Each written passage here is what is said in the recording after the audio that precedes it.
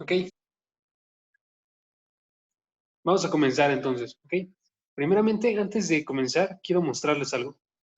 Chequen la forma en la que está aquí ahorita. No sé dónde están ustedes, entonces no sé si en todos lados está igual, pero observen cómo es que está aquí, ¿ok? Miren, no sé si pueden ver, pero está lloviendo. Es algo bastante sencillo, pero a mí me gusta mucho.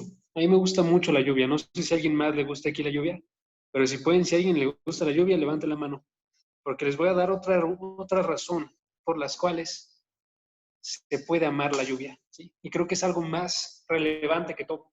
A mí me encanta la lluvia y siempre me ha encantado, pero me encantó aún más cuando me encontré con Isaías capítulo 55, versículo 11 y versículo 12. Si pueden, búsquenlo.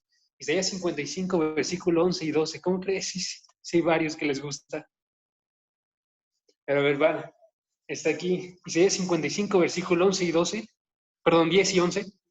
Que dice esto: porque como descienden los cielos, de los cielos la lluvia y la nieve, y vuelven allá, y no vuelven allá, sino que riegan la tierra, haciéndola producir y germinar, dando semilla al sembrador y pan al que come, así será mi palabra que sale de mi boca, no volverá a mí vacía, sino que, sin haber realizado lo que deseo y logrado el propósito por el cual le envié. ¿Ok? Ahora quiero que tengan este pensamiento en sus mentes. Cuando nosotros observamos la creación, todas las cosas que hay aquí ahorita, ¿sí? El hecho de que exista lluvia, el hecho de que existan las plantas, el hecho de que crezcan desde una semilla y esa semilla sea cultivada y después salga y surja y saque estas flores y frutos, ¿sí? Todo eso, Dios lo creó con un propósito, ¿sí? Las cosas que tenemos ahorita nosotros no son de la visión materialista que tienen los demás afuera, que es todo fue incidental, fueron accidentes que fueron creándose, o fue la forma en la que se estaba logrando a través de la evolución. Sino nosotros pensamos, fue porque Dios planeó todo de esta forma. ¿Sí?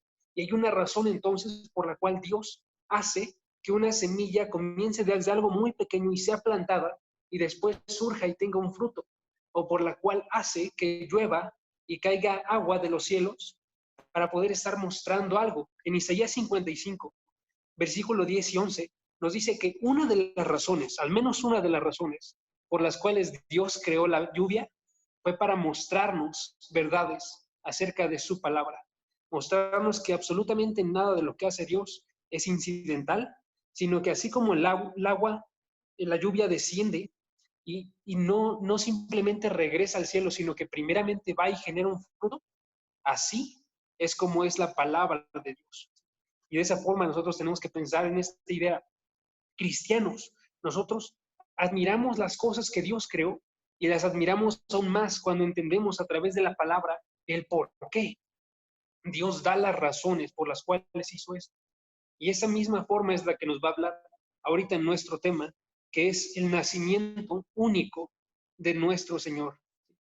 El nacimiento único de nuestro Señor. Porque hay una razón por la cual también Dios, ejemplo, cuando estábamos con la historia de Abraham, por la cual Dios decidió que las mujeres no iban a estar procreando todo el tiempo y aún en su edad, en la vejez. ¿Sí? Dios decidió que habría un tiempo en el cual se detendría la procreación. ¿Para qué? Para mostrarnos el milagro del nacimiento de Isaac, o por la cual Dios decidió que para procrear se iba a utilizar hombre y mujer. ¿Para qué? Para mostrarnos el milagro del nacimiento de Jesucristo, para mostrarnos lo que dice en Lucas, que vamos a ver ahorita, que nada es imposible para Dios. ¿Sí? Y entonces, así como Dios decide que va a haber un tiempo para que se detenga el nacimiento, o Él decide que va a caer la lluvia para mostrarnos acerca de su palabra, Él nos está mostrando quién es Él a través de todo esto. Y esta palabra nos lo clarifica. Entonces quiero que salgamos muy asombrados hoy acerca del nacimiento de nuestro Señor y de qué tan único fue este nacimiento, ¿sí? Fue milagroso, por supuesto, el nacimiento de Isaac. ¿Se acuerdan de Isaac?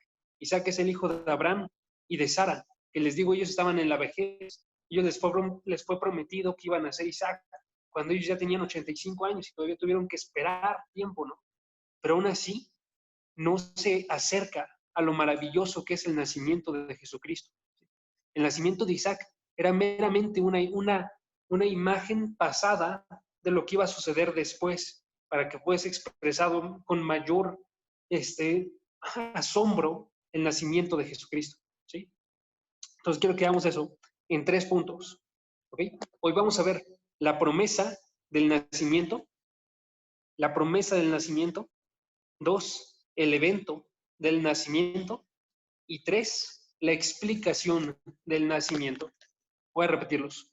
La promesa del nacimiento, el evento del nacimiento y la explicación del nacimiento. ¿Ok? Y para eso vamos a comenzar yendo primeramente a Isaías. Isaías, capítulo 7, versículo 14, para ver la promesa del nacimiento. Isaías 7, versículo 14.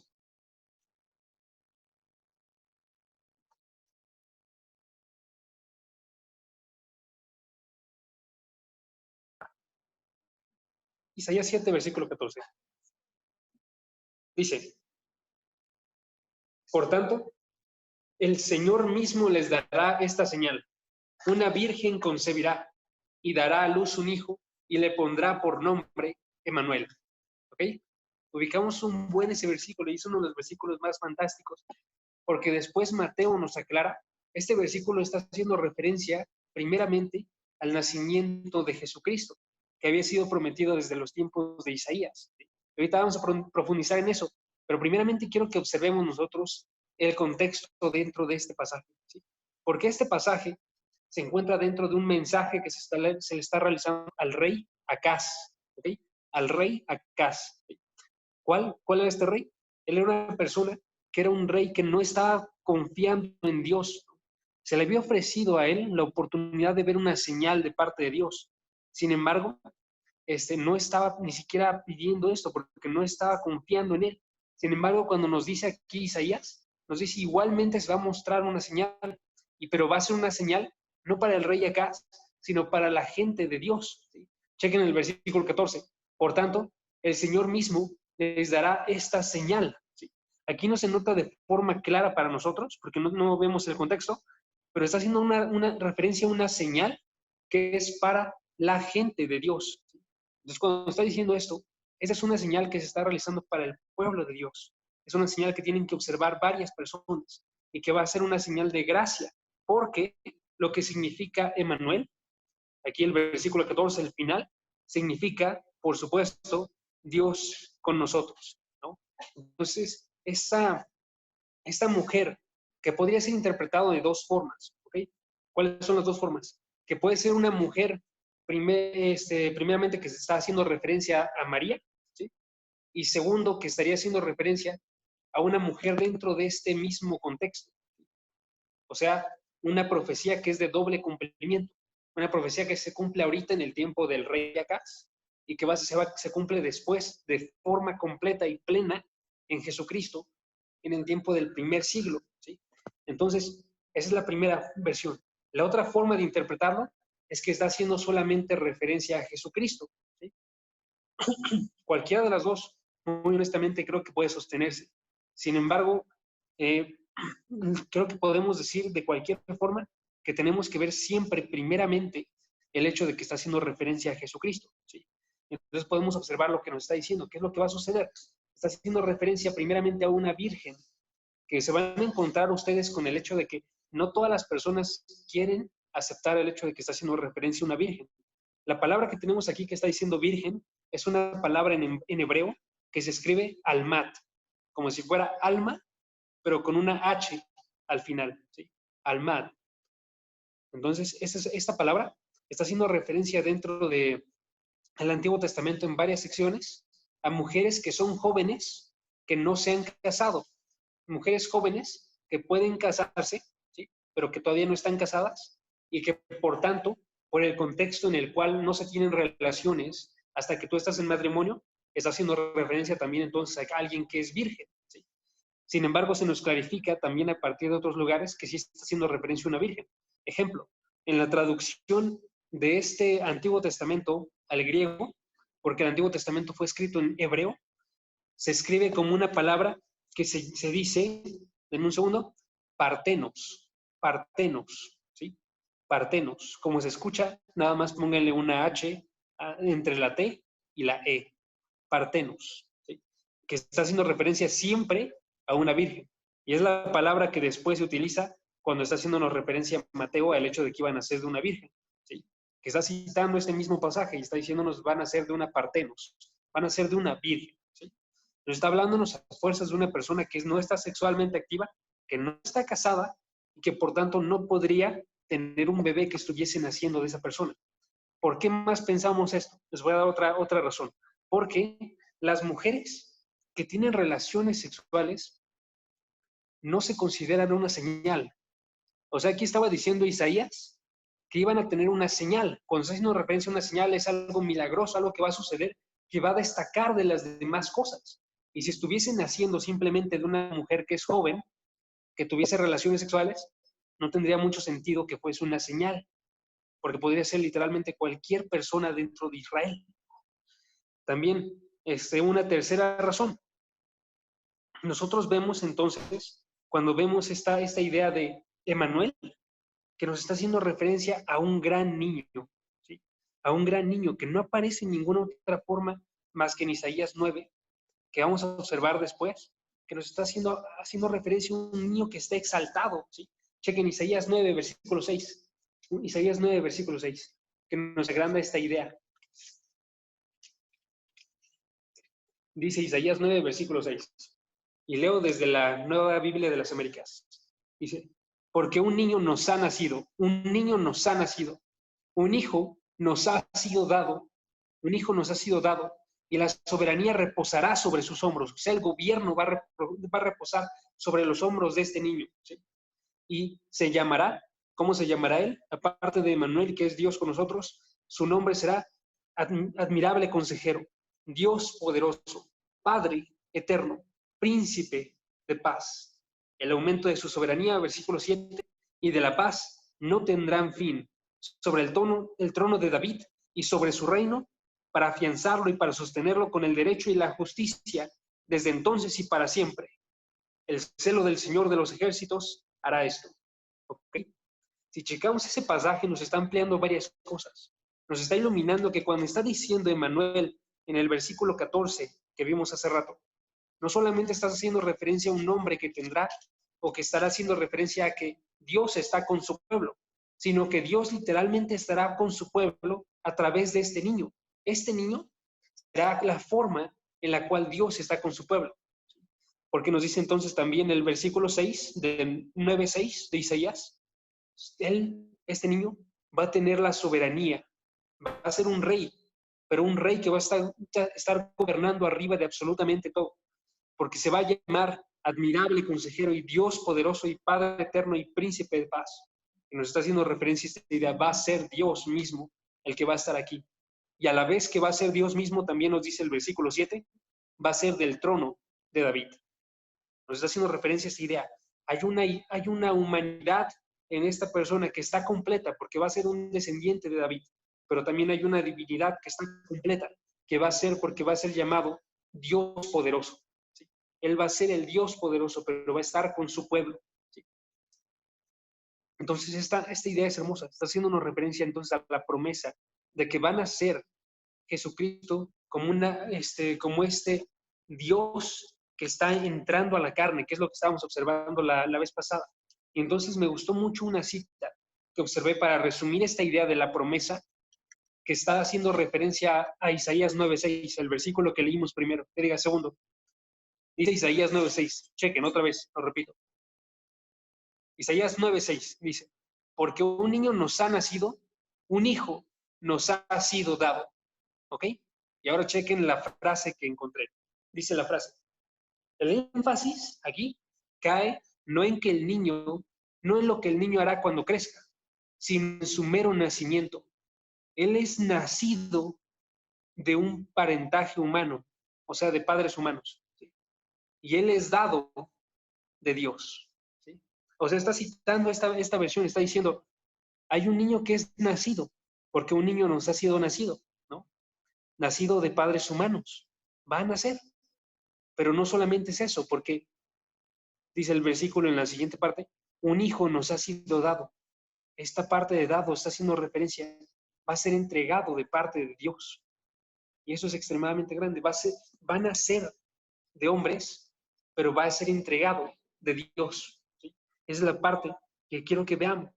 Y entonces nos está haciendo referencia a esta idea sobrenatural del nacimiento virginal que está siendo prometido 700 años antes del nacimiento de Jesucristo. Isaías vivió 700 años antes y ya estaba prediciendo lo que iba a suceder y lo estaba prediciendo de forma increíble, dando cosas específicas acerca de la vida de Jesucristo. ¿Ok? Y entonces, chequen nada más para terminar este punto. Isaías 41, versículo 8 y 10. Isaías 41, versículo 8 y versículo 10. Digo al versículo 10. Dice aquí, chequen. ¿Okay? Pero tú, Israel, siervo mío, Jacob, a quien he escogido, descendiente de Abraham, mi amigo, tú a quien tomé de los confines de la tierra y de los lugares más remotos te llamé, y te dije, mi siervo eres tú, yo te he escogido y no te he rechazado. No temas, porque yo estoy contigo. No te desalientes, porque yo soy tu Dios. Te fortaleceré, ciertamente te ayudaré, te sostendré con la diestra de mi justicia. Ciertamente te sostendré con la diestra de mi justicia. ¿Sí? Nos está haciendo referencia a esta promesa. Ahora, por la razón por la cual termino con ese, es porque si notan, aquí nos está haciendo la referencia a la promesa de que Dios estaría con su pueblo. ¿Sí? Chequemos otra vez que dice el versículo 10. Dice, no temas, porque yo estoy contigo. ¿Sí? Yo estoy contigo. Esta misma idea. Dios está con su pueblo y Dios está con su pueblo a través del nacimiento de Jesucristo. Entonces Jesucristo se vuelve esta forma en la cual se concilia este pacto que había hecho Dios con su pueblo, este pacto para poder estar unido a Él. Entonces lo que nos está diciendo este nacimiento de Jesucristo es que Dios cumple sus promesas. No solamente de que Dios cumple la promesa de que va a nacer un hijo de una virgen, sino que a través de esto Dios estaba cumpliendo la promesa de su pacto, ¿sí? La promesa del pacto que había aparecido de forma repetida a través de Génesis capítulo 3, versículo 15, o de Génesis capítulo 12, cuando es la promesa a Abraham, o a través de segunda de Samuel capítulo 7, que es la promesa del reino para David, ¿sí? Todas estas promesas que estaba realizando Jesucristo, que diga Dios, las está cumpliendo a través de Jesucristo. Dios es un Dios que cumple pactos. Entonces vemos esta idea, Dios es fiel, ¿sí? Segundo, vemos el evento del nacimiento, el evento del nacimiento. O sea, ¿cuál es la forma en la que se desarrolla este nacimiento en las personas, en el siglo I? Y para eso quiero que veamos nosotros Lucas capítulo 1, versículo 27. Pero no separen su dedo de Isaías. Regrésense a Isaías, capítulo, de un segundo, el primero que leímos, capítulo 7, versículo 14, y vámonos a Lucas 1, 27. ¿Ok? Isaías 7, versículo 14, y Lucas 1, 27. Y quiero comenzar leyendo el de Lucas. Okay. Está. Okay. Lucas 1, versículo 27 es la promesa que se le está diciendo a María de lo que iba a suceder. Entonces María se le presenta un ángel y este ángel le estaba diciendo, María, vas a tener un nacimiento que va a ser virginal. Y estas son las palabras que utiliza. Vamos a ver el 27 y luego vamos a irnos al versículo 31. 31, ¿ok? Versículo 27 dice, a una virgen comprometida para casarse con un hombre que se llamaba José, de los descendientes de David, y el nombre de la virgen era María, ¿ok? Eso nos da nuestro contexto. María es una virgen, no ha tenido relaciones, también está prometida a casarse, o sea, todavía no se casa, todavía no tiene una unión con José, que es el hombre con el que se iba a casar, pero ya vemos esta idea, está a punto de casarse y aún así esta persona es virgen y es de los descendientes de David, que es la tercera cosa que vemos aquí, es de los descendientes de David. O sea, María tenía una sangre que provenía de parte de David y continuaba con esta línea, ¿sí? Había sido descendiente de David, esta María. Y en el versículo 31 nos dice entonces, concebirás en tu seno y darás a luz un hijo y le pondrás por nombre Jesús. ¿Ok?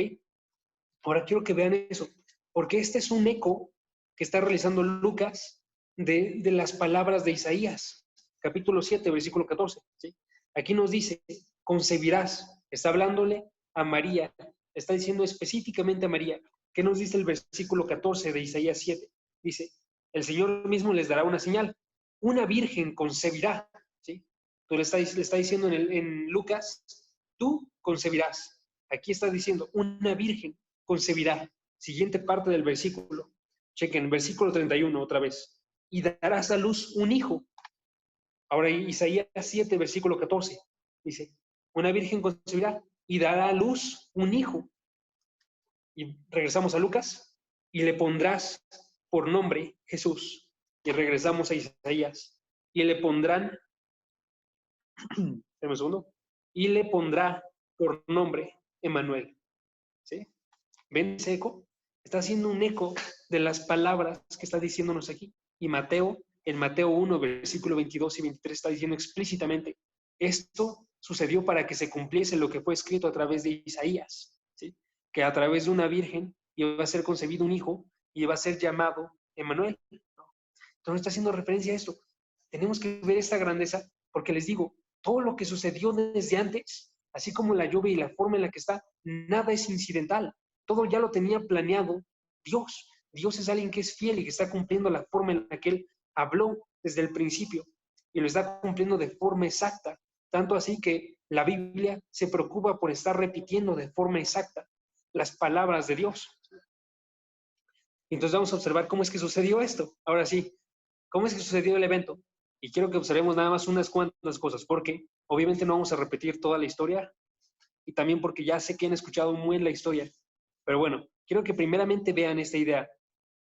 Nos está diciendo aquí entonces, no fue por la unión con José, no fue por la unión con José, fue por el Espíritu. Chequen en Lucas, versículo 18, no es Lucas, perdón, en Mateo capítulo 1, versículo 18. Mateo 1, versículo 18. Y aquí dice, el nacimiento de Jesucristo fue como sigue, estando su madre María comprometida para casarse con José, antes de que se llevara a cabo el matrimonio, o sea, la unión, se halló que había concebido por obra del Espíritu Santo. ¿Sí?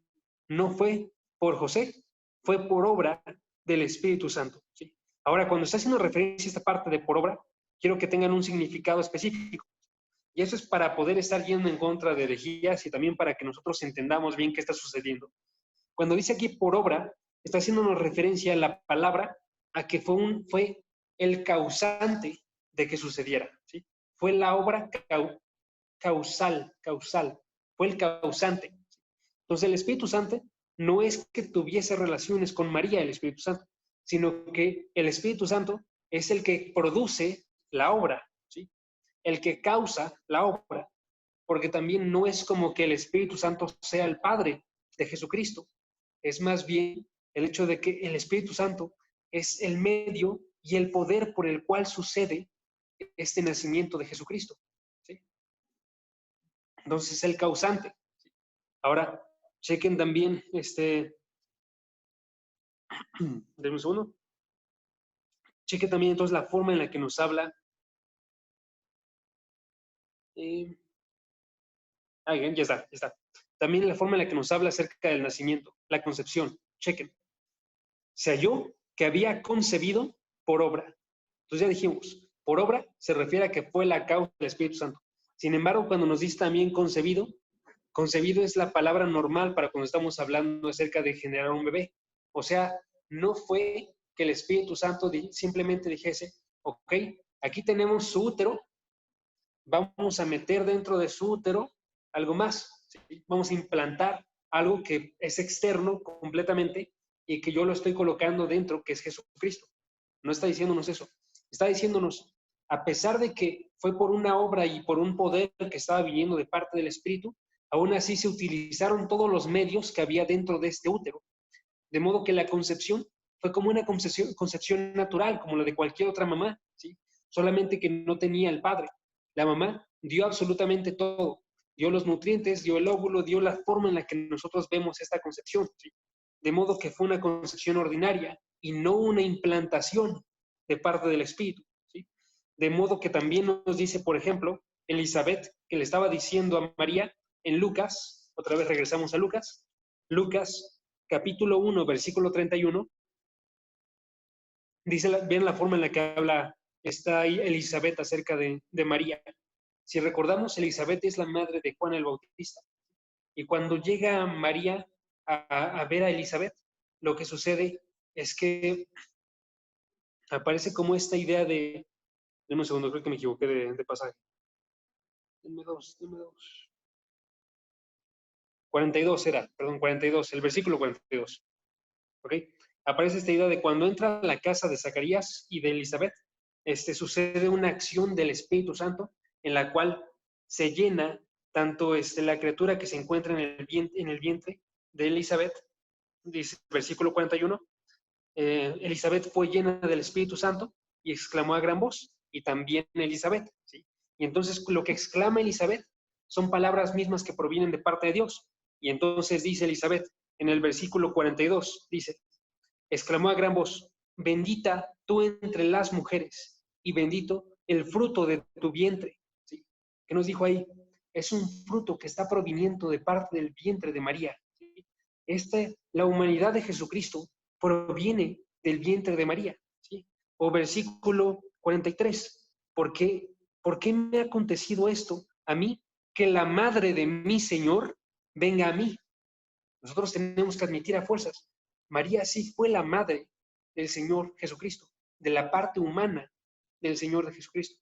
De modo que sí fue nacido de los mismos nutrientes, de la misma forma que fue concebido dentro de este vientre, de la misma forma que vemos entonces que es una madre biológica de lo que es humano en Jesucristo. ¿Sí? Entonces dice Greg Nichols, por ejemplo, María contribuyó todo lo que cualquier madre humana contribuye a la concepción de su hijo. Ella era, en todo sentido, la madre biológica de Jesucristo. Ahora es eso, fue la madre biológica de la humanidad de Jesucristo. No quiere decir que fuera la madre biológica de la parte de la deidad de Jesucristo, sino solamente de la parte humana de Jesucristo. Pero sí es, como vemos aquí, la madre entonces del Señor. Es importante. Y vamos a ver ahorita por qué es importante cuando expliquemos el nacimiento. Pero quiero que se queden con esa parte primeramente, ¿sí? Entonces, está viendo en este nacimiento, en este evento en el cual ya sucede, que acabamos de ver ahorita, que es en verdad entró en su vientre y en verdad fue por el Espíritu Santo que causó el nacimiento de Jesucristo, que podemos decir nosotros entonces que en verdad Jesucristo fue un descendiente de Abraham. En verdad fue un descendiente de David, ¿sí? Y entonces en verdad es el cumplimiento de la promesa que se le había dado tanto a Abraham como a David. A Abraham se le había dicho, va a haber una simiente de la cual va a estar naciendo aquí tu descendencia.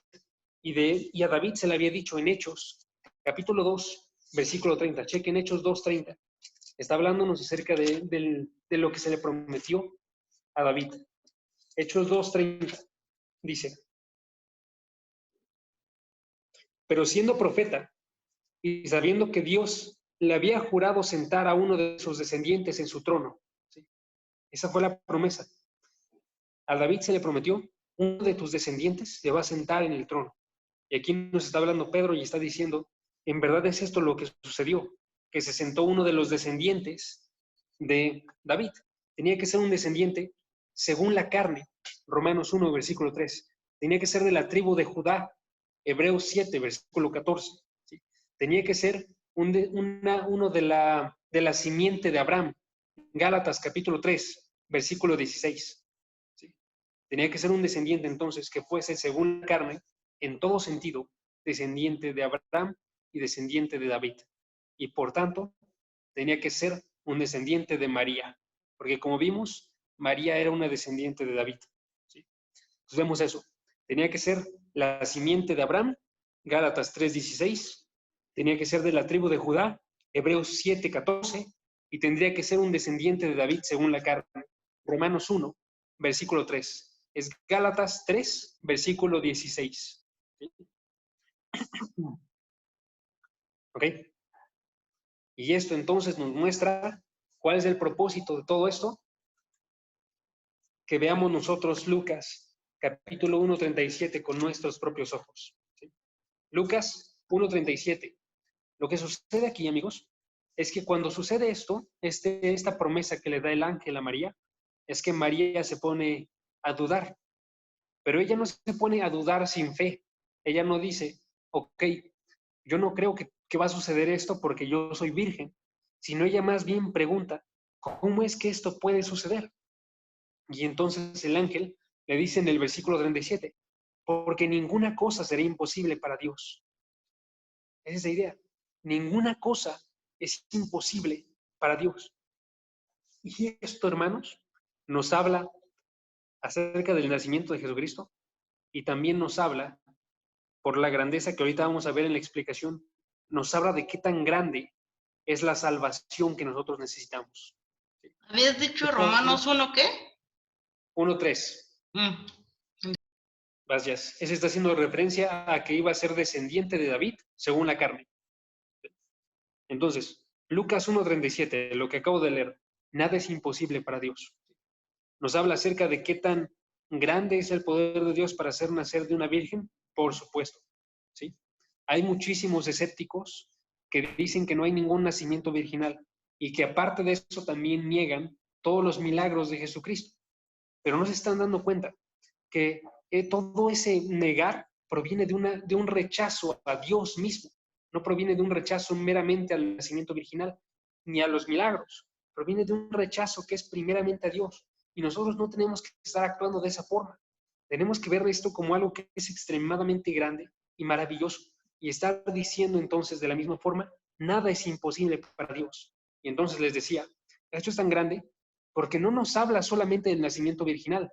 El nacimiento virginal era una necesidad que sucediese para que Jesucristo fuese un hombre que después llegase a la cruz y en el punto culminante de la salvación, él fuese asesinado y fuese levantado para que todos le observasen y creyesen o rechazasen su resurrección y su ascensión o no. ¿Sí?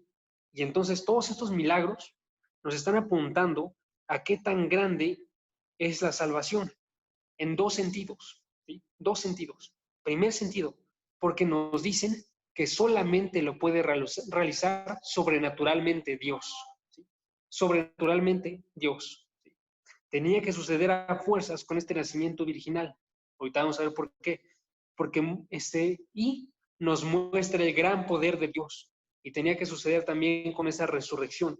Y nos muestra el gran poder de Dios y que solamente Dios lo puede hacer. Ustedes no pueden hacer que nazca un bebé de una virgen y ustedes no pueden hacer que nadie resucite. Y tenemos que observar eso. Y en el segundo sentido también. El primer sentido es un trabajo sobrenatural de Dios. Pero el segundo es, entonces, hombres, no podemos hacer absolutamente nada para ser salvos. Si es algo que está sobrenatural, se escapa de nuestras manos. Nuestra salvación se escapa de nuestras manos. Por eso tenemos que repetir. Dame un segundo. La primera implicación es un trabajo sobrenatural de Dios. La segunda, entonces, se escapa completamente de nuestras manos como hombres. Porque como hombres no podemos realizar absolutamente ninguna de estas acciones. Por eso es que tenemos que repetir lo que dijo el ángel. El ángel dijo, no hay nada imposible, ninguna cosa será imposible para Dios. ¿Sí? Si se acuerdan otra vez en la cual menciona esto, está diciendo Jesucristo, vean qué tan difícil es que un rico llegue a la salvación. Es tan difícil como lo es que un camello pase por el hilo de una aguja. Y todos los discípulos de Jesucristo se quedan asombrados con eso. La razón por la cual se quedan asombrados es porque en ese tiempo la riqueza se estaba asociando con la santidad de las personas. ¿Sí? Y se asociaba esta riqueza con la forma en la cual ellos estaban de que conocían a Dios, de que ellos tenían acceso también a las Escrituras. Era muy caro tener una versión de la palabra de la Biblia, ¿sí? Porque tenía que estarse copiando a mano, ¿sí? Era muy caro. Y entonces ellos estaban preguntándose, los discípulos, entonces, ¿cómo es que puede ser alguien salvo? Esa es la idea que ellos hacen. Si checan ese pasaje, hacen dos preguntas. En la primera dicen, ¿cómo es que puede ser esto? Y en la segunda pregunta es, ¿cómo es que alguien entonces va a ser salvo? Si ellos que son ricos no pueden ser salvados, si es tan difícil, ¿cómo es que alguien será salvo? Y Jesucristo responde entonces, porque no hay nada imposible para Dios. No lo realizamos nosotros, lo realiza Dios y tenemos que depender completamente de nuestro Señor. Es su poder sobrenatural y es nuestra escasez completa las que tienen que ir unidas para poder estar llegando a esto, ¿sí? Y vamos a terminar entonces viendo un tercer punto, la explicación del nacimiento. ¿Por qué es que tenía que nacer una virgen? De una virgen. La explicación del nacimiento. Y les voy a dar 4 puntos de por qué es que tenían que nacer de una virgen, ¿sí? Primeramente, tenía que ser que naciera de una virgen,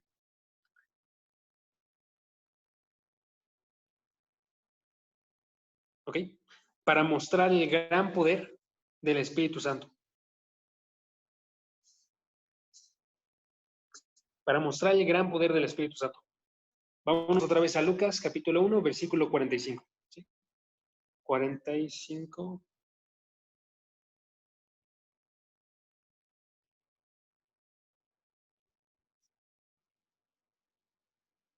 Una disculpa, versículo 34. Ya decía que me estaba pasando. Ok, entonces María dijo al ángel, ¿cómo será esto, puesto que soy virgen? ¿Y qué le respondió el ángel? Versículo 35, el Espíritu Santo vendrá sobre ti y el poder del Altísimo te cubrirá con su sombra. ¿Sí? Chequen la primera parte, el Espíritu Santo va a venir sobre ti para que el poder del Altísimo esté cubriéndote a ti. Entonces, cuando nos está haciendo referencia a eso, nos habla acerca de la promesa del Espíritu Santo y de su enorme poder, ¿sí? 2, nos muestra también entonces la grandeza del poder del Altísimo, ¿sí? La grandeza del poder del Altísimo. Chequen lo que dice aquí. Te cubrirá, el poder del Altísimo te cubrirá con su sombra. Nos habla acerca de un poder que va a estar cubriendo. Ahora, eso hace referencia al tabernáculo. Si ustedes se acuerdan de Éxodo capítulo 40, versículo 35, no lo vamos a ver, pero aquí está haciendo referencia a cómo es que sale del tabernáculo una nube de gloria que cubre a toda Israel, ¿sí? La cubre del sol para que ellos estén a salvos de este calor tan grande. Después en la noche esta nube se convierte en una nube de llamas que ilumina el camino para todas las personas y que los está guiando. Aquí nos está haciendo referencia con este mismo lenguaje. Esto es el poder del Altísimo, es la gloria de Dios que está llenando, en este caso, a Jesucristo, ¿sí? Para que suceda todo este evento.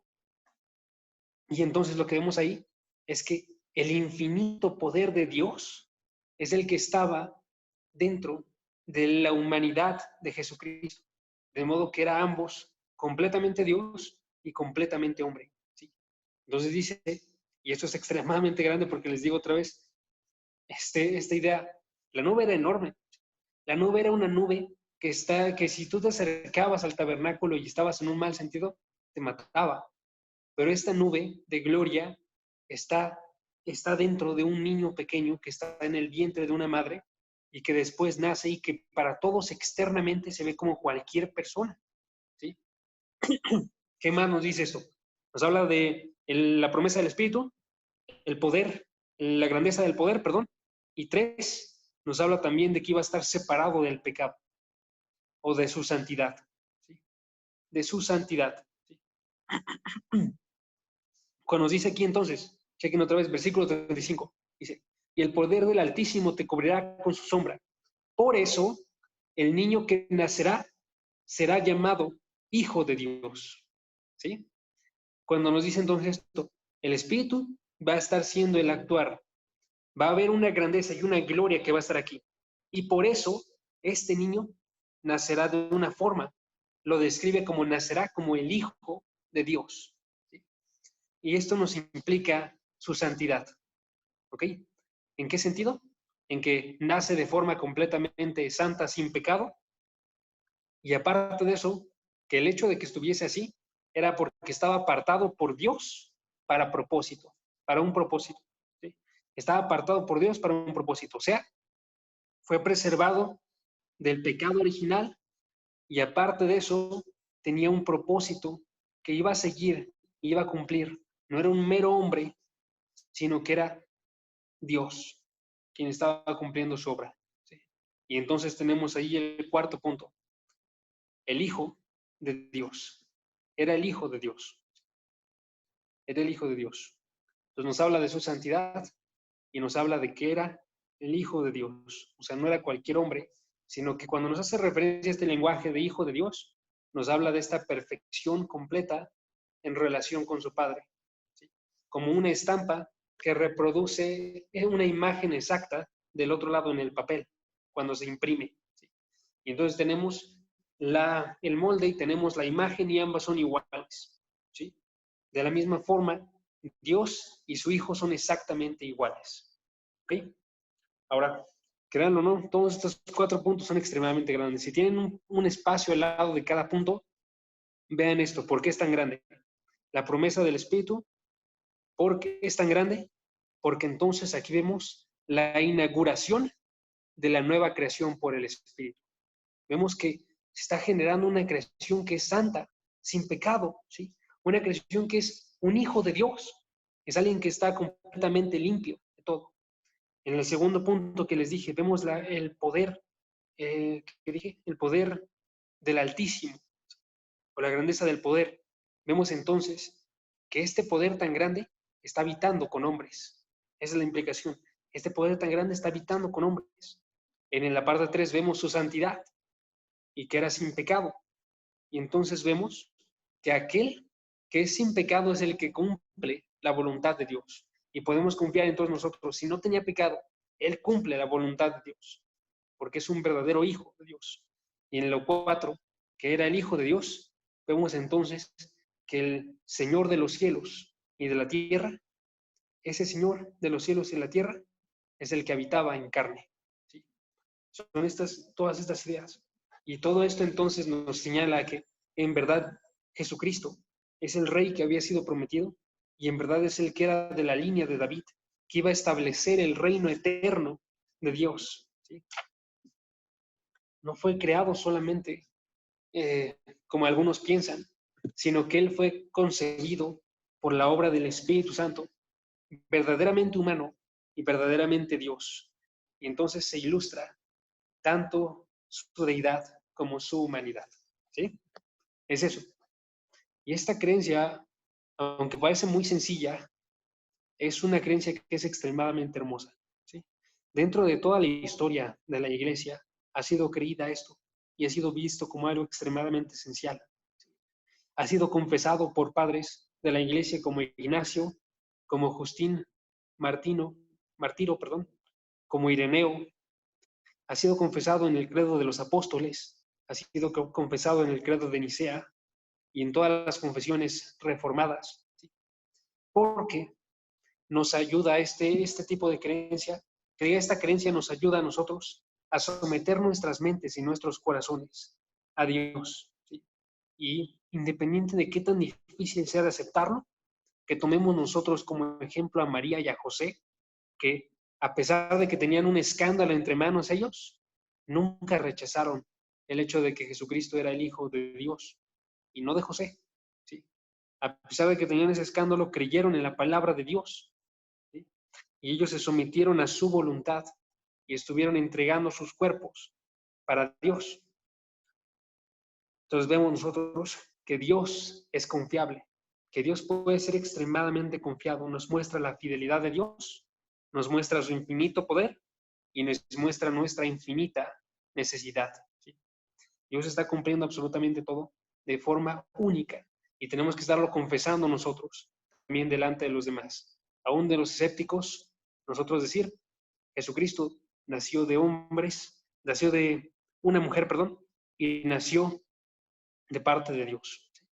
Entonces, quiero que nos vayamos con esa imagen, amigos. Nada más que veamos la importancia de que tiene esta creencia dentro de todo, porque les digo, era necesario que fuese así. Y para eso voy a terminar nada más con una pregunta que a mí me surgió cuando estaba observando esto. ¿Sí? Les voy a decir, una pregunta que para mí surge mucho de esto es, ok, pero ¿cómo es que Jesucristo entonces nació sin pecado si había sido descendiente de una mujer? ¿Sí? Y esta pregunta es extremadamente grande porque la pregunta no se responde dentro de la palabra. Nuestro pastor Armando Alducin tiene una respuesta a esa pregunta.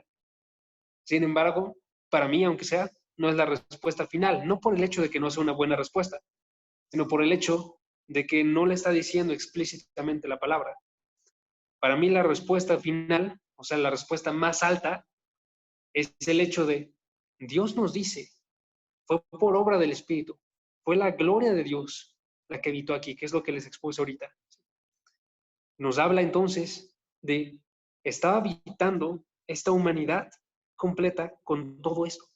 Y entonces vemos, obviamente Jesucristo no era un hijo de ira, como nos dice Efesios capítulo 2, sino que él era un hijo en el cual Dios tenía toda su complacencia. ¿Sí?